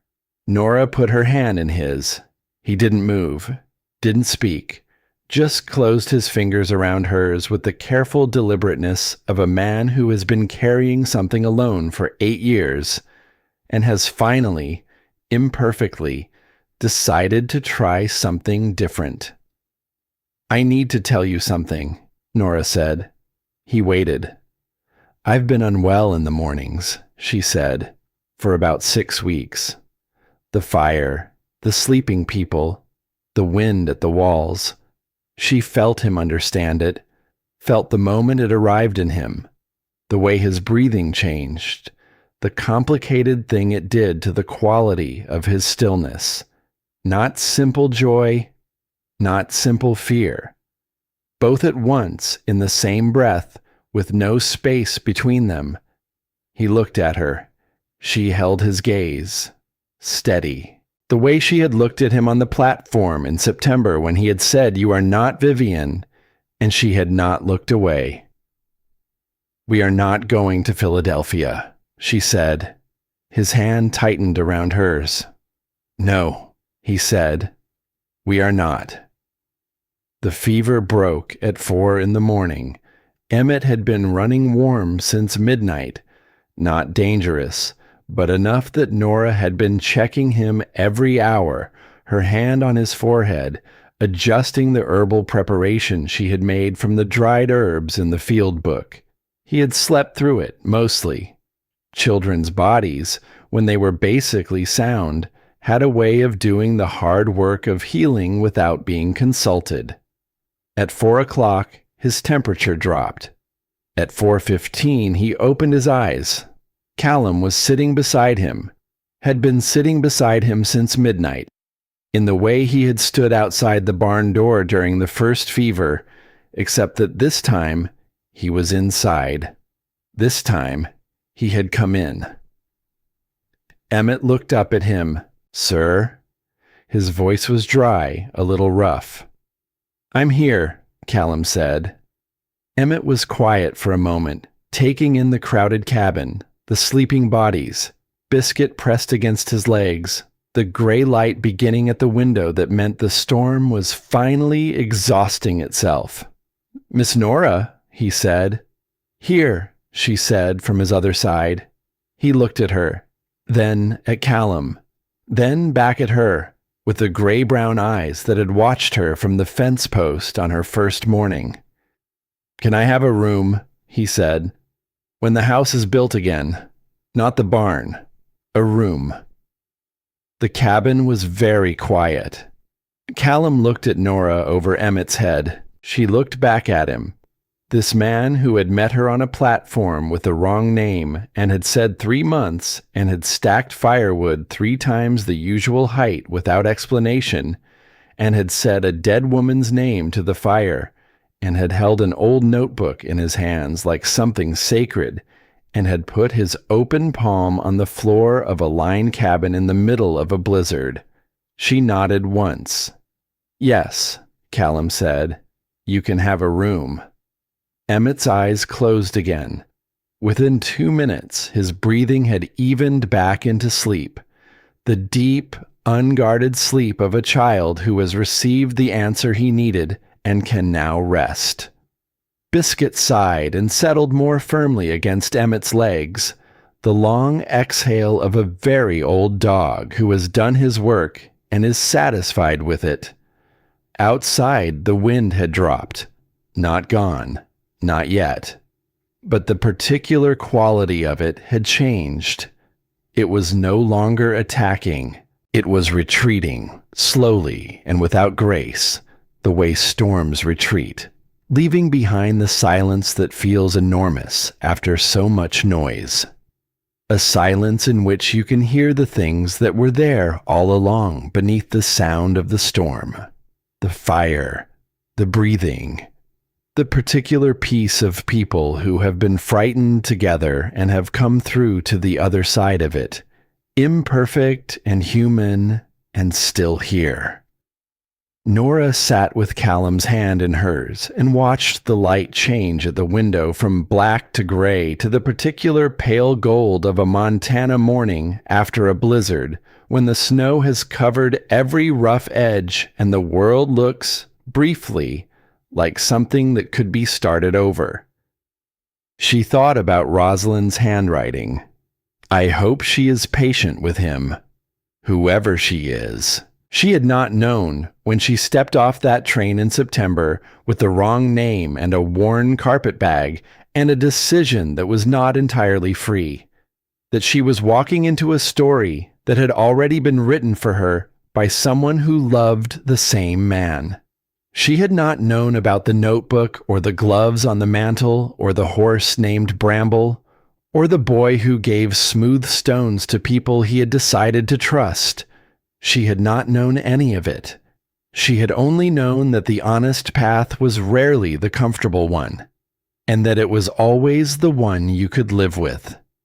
The gold light reached the window of the line cabin and came through it and laid itself across the floor between the sleeping bodies and the dying fire and the two books on the rough shelf, one written by a grandmother in Connecticut, one by a woman in Montana, both by women who had paid close attention to the world they lived in and had written down what they saw. Nora looked at them there, side by side. Then she looked at Callum, who was watching her with the expression she had finally, after 4 months, found a complete name for. It was not complicated. It was simply the expression of a man looking at the person he intended to build the rest of his life beside. She thought, 3 months. She thought, not nearly enough. She thought, good. The morning after the blizzard ended, Hartwell looked like a town that had been picked up and shaken. Fences down. A section of the feed store roof collapsed under the weight of 3 feet of snow. The church had lost 2 windows. The glass blown inward, the hymnals on the front pew soaked through and frozen solid. The street was buried past the wheel hubs of the wagons that had been left out, which was all of them, because no one had believed the storm was coming. Nora had told them it was coming. She did not say this. There was no version of saying it that would have served anyone, and she had learned a long time ago that being right was only useful if you used it to help rather than to wound. She put on her coat and went out into the cold white morning and began the work of assessing what could be saved and what could not. Callum was already outside. Emmett was beside him, dressed in every layer he owned, his breath making small clouds in the air. Biscuit moved through the snow with the dignified displeasure of a dog who considers winter a personal inconvenience. 19 people had survived the blizzard in the Grayson line cabin. 19 people who were now filing out into the brutal January morning, blinking in the white light, taking stock of themselves and the world around them. Some of them had not spoken to Nora before the storm. Some of them had said things about her, in the way that small towns say things about women who do not behave the way they are expected to behave. Some of them had stood on the street outside the general store 4 months ago and listened to her say blizzard before morning and turned away. They were all alive. She watched them go out into the morning, and she felt something that was not triumph. It was quieter than triumph. More like the feeling of having done the thing that needed doing, and finding that the doing of it was enough. 3 days later, Nora began building the case. She spread everything across the table in the line cabin, her small notebook, the piece of dark gray fabric from the collapsed well at the Harcastle property, the ledger page Callum had brought from his own records showing the eastern herd's health before and after the well was tampered with, and the letter from Winthrop documenting the attack on the cattle drive and the name of the man who had been taken into custody. She also had the deed.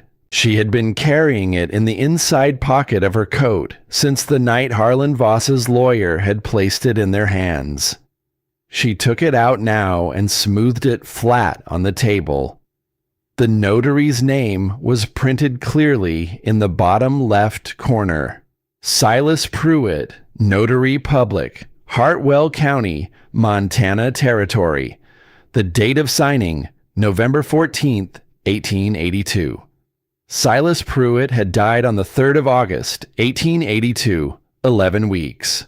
She wrote it down in the notebook. The date of death, the date of signing. The difference between them stated plainly in numbers, because numbers did not have opinions and could not be argued with on personal grounds.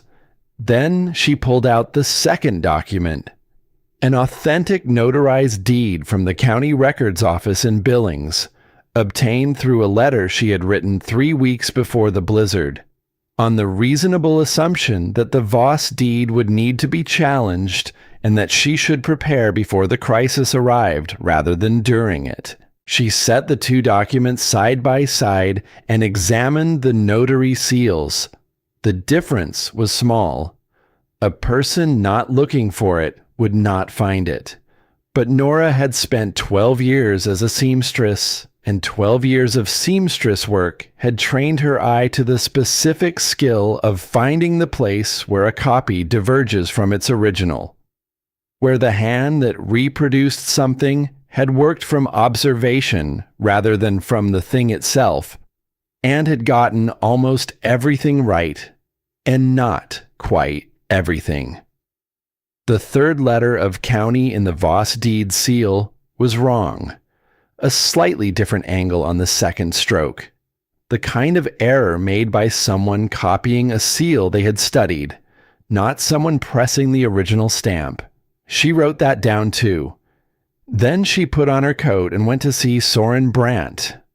Soren was at his forge when she arrived, working with the steady, focused rhythm of a man who found comfort in the relationship between heat and metal. He was 65 years old and had been in Montana for 22 years and had the particular quality of old Norwegians in cold climates.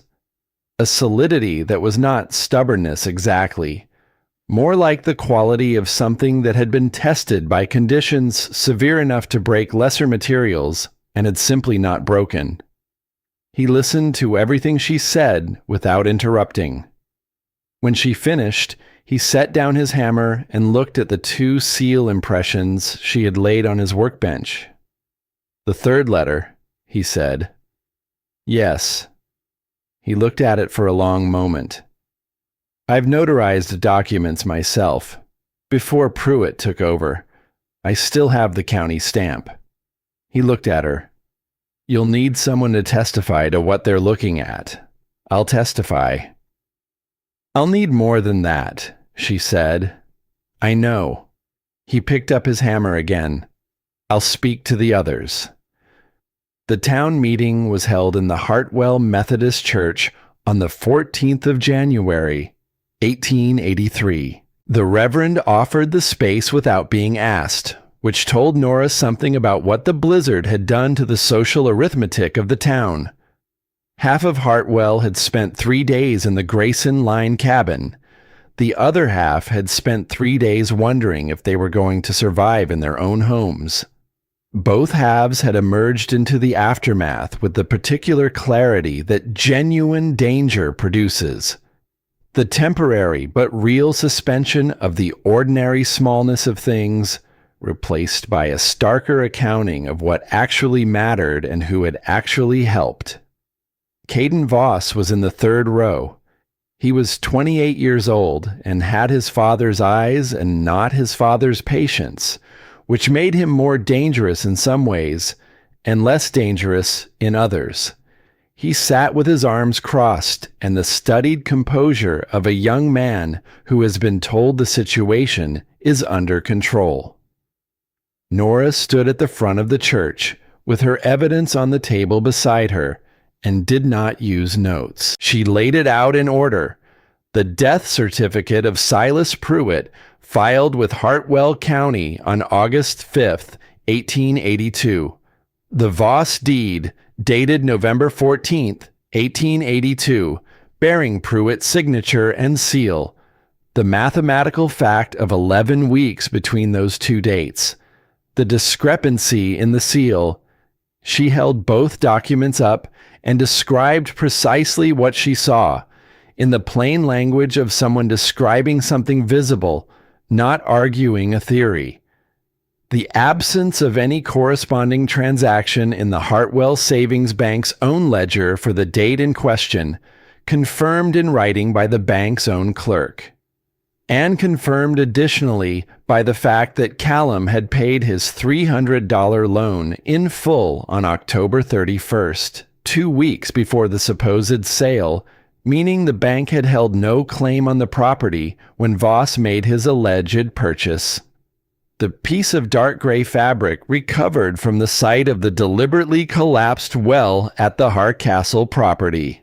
The testimony of the man taken into custody after the cattle drive attack, naming Caden Voss as the person who had given the orders. She did not raise her voice.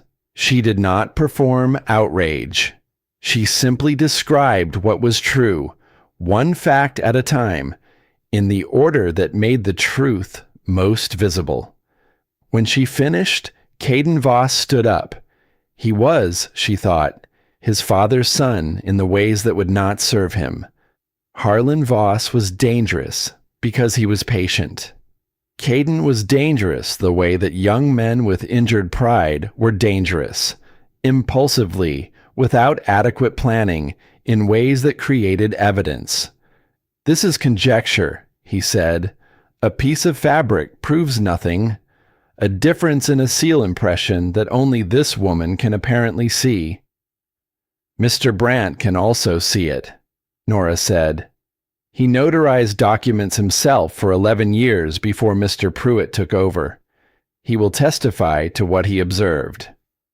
Soren Brandt stood up from the second row, said nothing, simply stood. Caden looked at him. Then Eugenia Aldridge stood up. Nora had not expected this. "I will testify," Eugenia said, "about what I observed at the Grayson Ranch over the course of this autumn, about the character and conduct of Mrs. Grayson."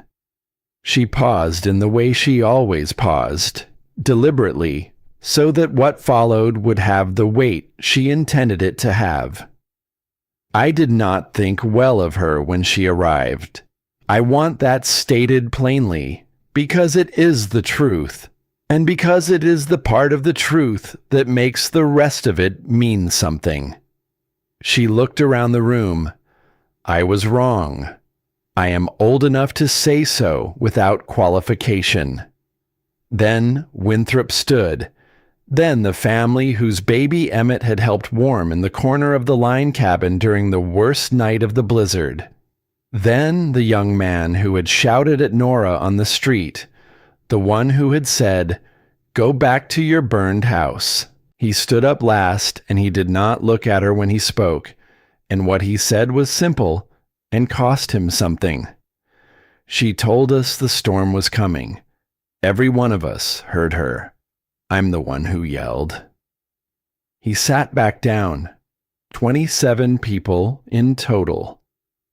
Nora stood at the front of the church and listened to 27 people say her name in connection with words like honest and capable and right, and she kept her face arranged in the composed expression she had spent 32 years learning to maintain when things affected her more than she intended to show.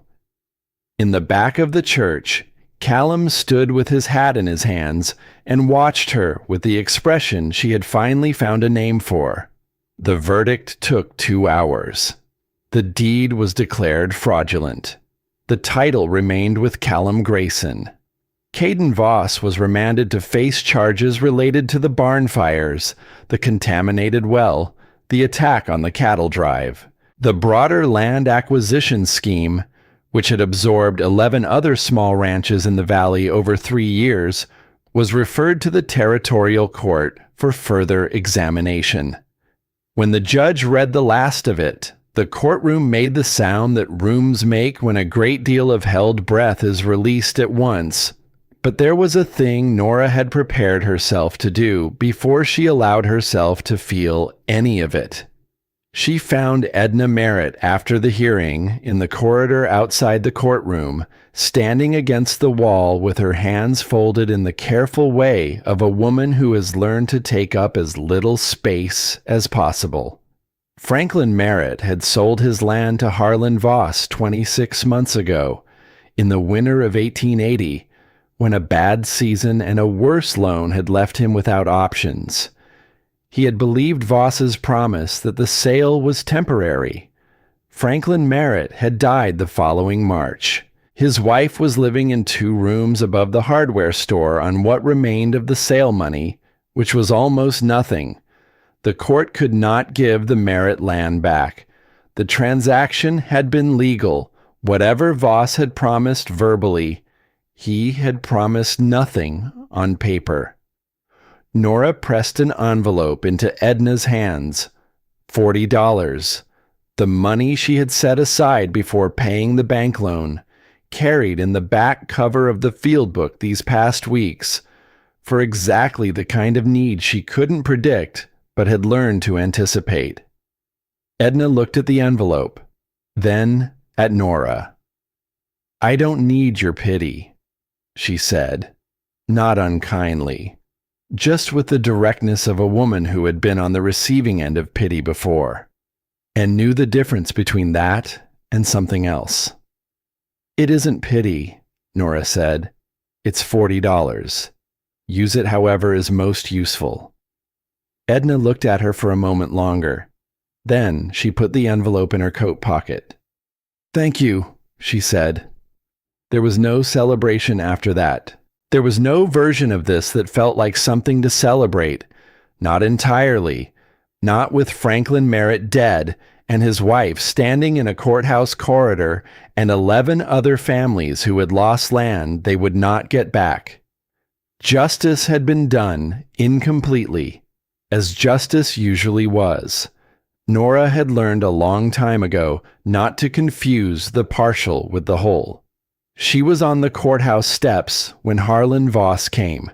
He came alone, without the lawyer, without the careful social armor of pleasantness he had worn every other time she had been in his presence. He was being transferred to the Billings jail that afternoon, and he walked out of the courthouse side door with a deputy on each side and stopped when he saw her. The deputies stopped with him. Voss looked at her.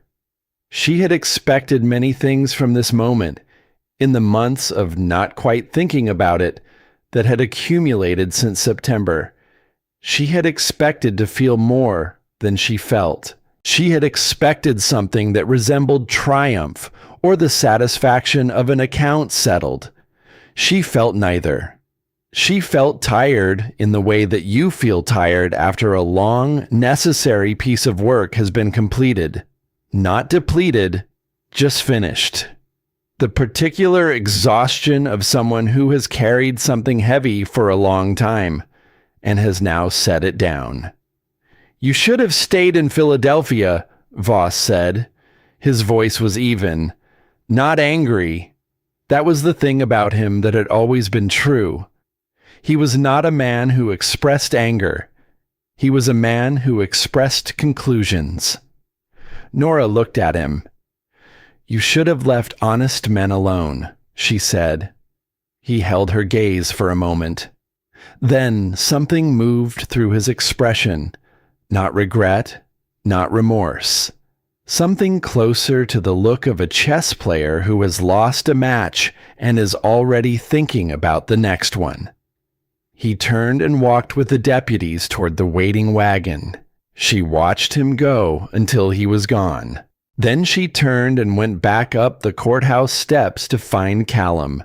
Spring came to the valley the way Montana spring always came, late and without apology, the snow pulling back inch by inch to reveal the ground underneath, which was always more alive than the winter had let on. 23 people came to build the house.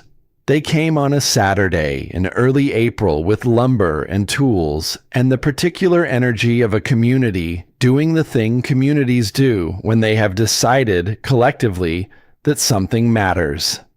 Soren Brandt directed the framing. Eugenia Aldridge organized the food. The young man who had shouted at Nora on the street carried timber without being asked and did not speak much and worked harder than anyone.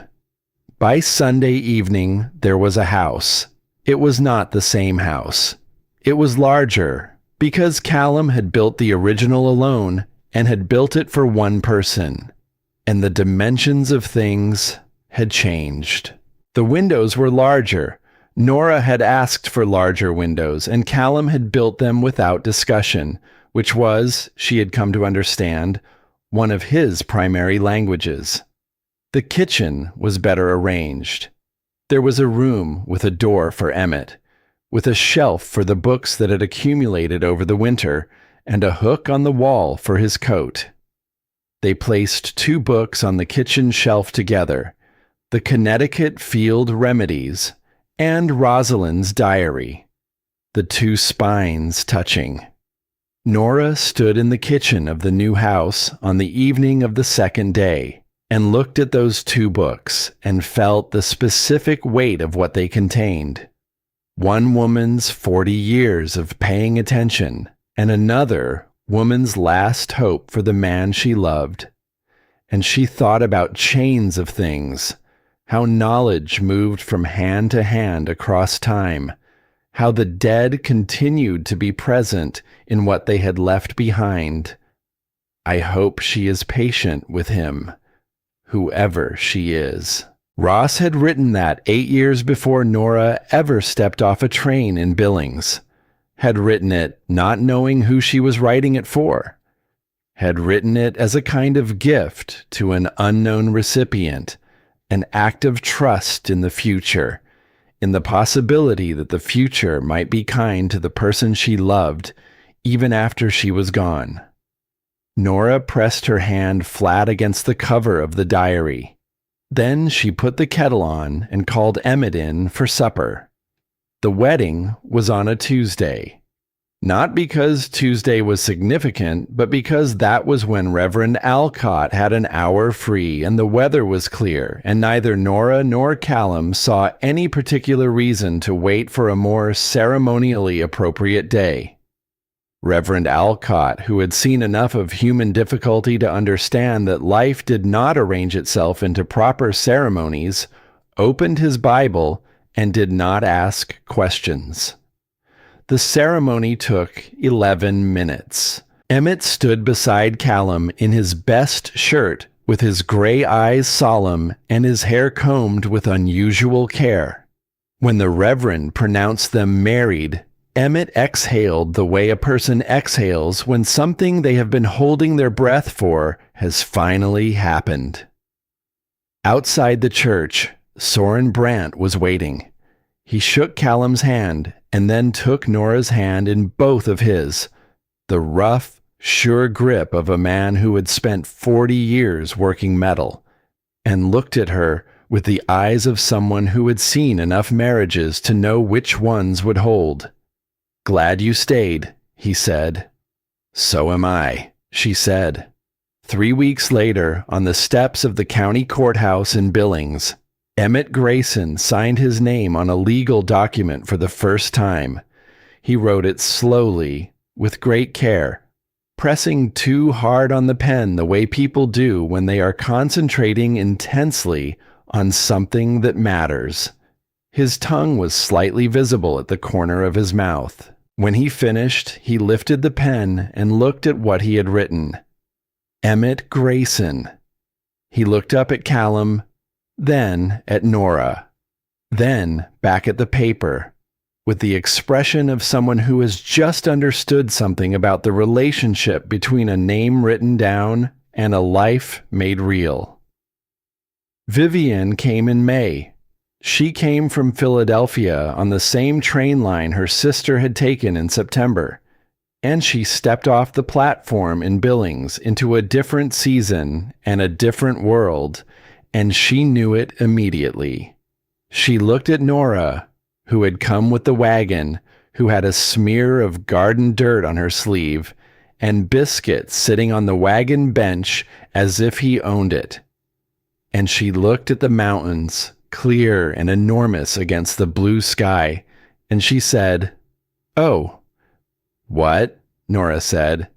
"I understand now why you stayed." They drove out to the ranch, and Vivian spent 2 weeks there, helping with the garden and the cooking and the endless practical work of a place in full spring operation. She was not a ranch woman. She did not pretend to be. But she had her sister's capacity for honest work, and she applied it without complaint.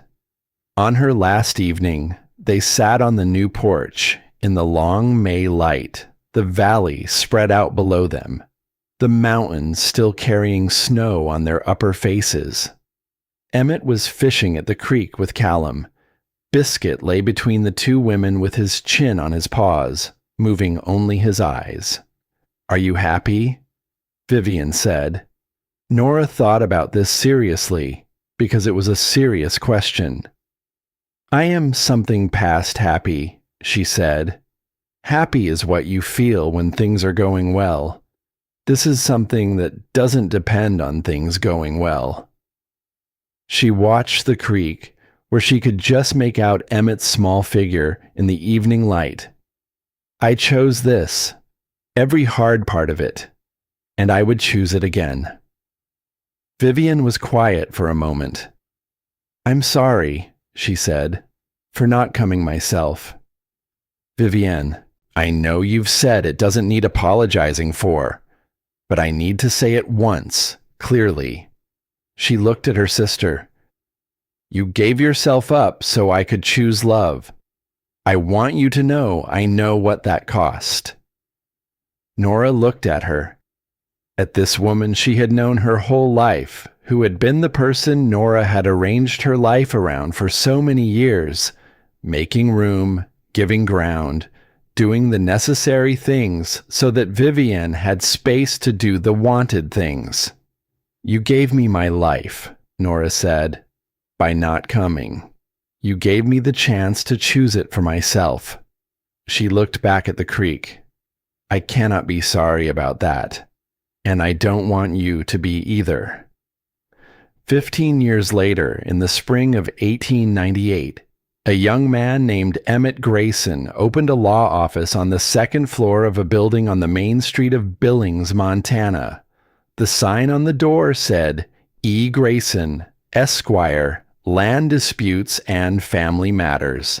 He was 23 years old and had worked for 4 years in the office of a Billings attorney who had taught him to read a contract the way Nora had taught him to read a face. For what it was actually saying, not for what it appeared to say. He had a particular interest in cases involving fraudulent property transfers, contested deeds, and the legal rights of women and children who had been told, by people with more power than them, that the law was not on their side. He kept 2 things on his desk. One was a smooth gray-brown stone that fit perfectly in the palm of the hand. The other was a copy of a quote he had written out himself, in the careful handwriting of a boy who had learned to write late and had taken the skill seriously. The honest path is rarely the comfortable one, but it is always the one you can live with. In the valley outside Hartwell, the Grayson Ranch had grown. Not dramatically. Callum was not a man who wanted dramatic growth, just good work done well over time.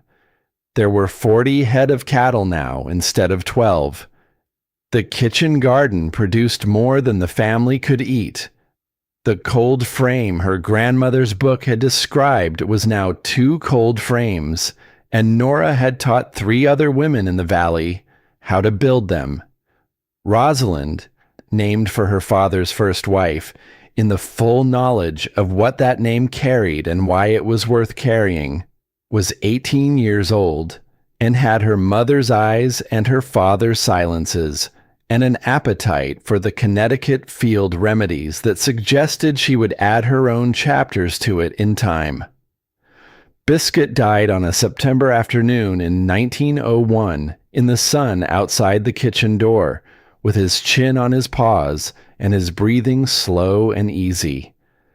Emmett and Rosalind buried him under the apple tree that had grown, over 18 years, into something large enough to sit under in summer. Emmett placed the smooth gray stone, the stone he had given Nora on the night of the fire, the night of Bramble, the night that had changed the shape of everything, on top of the small mound of turned earth. No inscription, no epitaph, just the stone itself, which had traveled from a garden bed to a child's pocket to a woman's coat to a lawyer's desk, and now here, which was, perhaps, exactly where it had always been going. Rosalind stood beside him, and neither of them spoke for a while. Then she said, "Mama says Biscuit knew what he was doing that first morning when he walked across the yard and sat at her feet." Emmett looked at the stone. "He probably did," he said. Years later, when her grandchildren asked her about it, Nora would tell the story from the beginning. She would tell it the way she told everything, directly, without decoration, but with the particular quality of attention that made even the plain facts feel like they were being handed over with care. She would tell them about the train platform and the photograph and the man with the patient eyes. She would tell them about the sick cattle and the contaminated well and the fire. She would tell them about the blizzard and the door and the 19 people. And at the end, her granddaughter, who had her grandmother's gray-brown eyes and the habit of sitting very still when she was thinking, would ask, "Were you scared when you decided to stay?"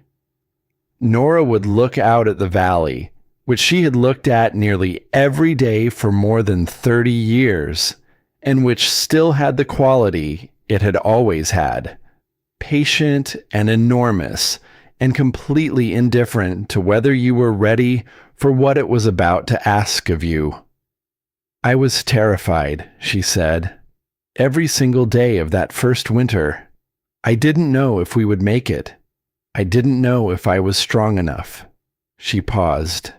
"I only knew one thing for certain." "What?" "That the honest path was the only one I could live with." She looked at her granddaughter. "Your great-great-grandmother wrote that in a book before I was born, and I have been proving it true ever since." Her granddaughter was quiet for a moment. Then, "Will you teach me? What's in the books?" Nora looked at her. "Yes," she said, "I will teach you everything." The valley light moved across the mountains the way it always moved, slowly, without asking permission, making everything it touched look like it had been there since the beginning of things and would be there long after. In 1923, 2 books were donated to the Hartwell County Public Library by the Grayson family estate. The first was a handwritten volume titled Connecticut Field Remedies and Observations, dated 1841.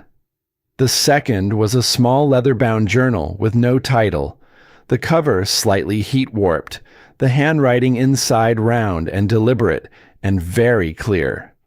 A librarian affixed a small card to each book's inside cover, noting the donor and the date. On the wall beside the shelf where the books were placed, the library hung a photograph.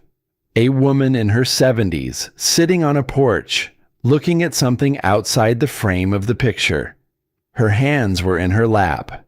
Her expression was not smiling exactly. It was the expression of someone who has arrived somewhere after a long journey and finds it to be exactly what they hoped. Beneath the photograph, a small brass plate, Nora Grayson, 1850 to 1921. She chose the honest path. The honest path is rarely the comfortable one, but it is always the one you can live with. If you are facing your own storm right now, remember her.